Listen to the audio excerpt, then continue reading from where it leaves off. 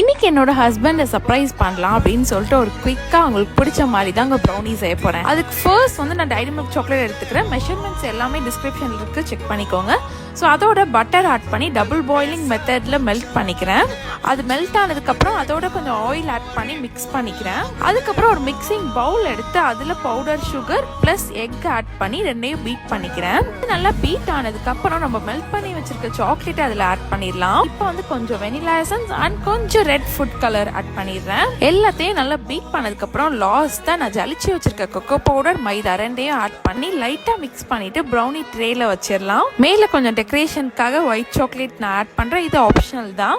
So இப்போ வந்து நான் ஆல்ரெடி ப்ரீஹீட் பண்ணி வச்சிருக்கேன் அவனில் ஒரு 180 டிகிரி செல்சியஸில் வச்சு 25 மினிட்ஸ் வச்சிடுறேங்க. ஸோ அவ்வளோதான், நம்மளோட ப்ரௌனி சூப்பராக ரெடி ஆயிடுச்சு. இதை நமக்கு பிடிச்ச மாதிரி எப்படி வேணாலும் டெக்கரேட் பண்ணிக்கலாம்.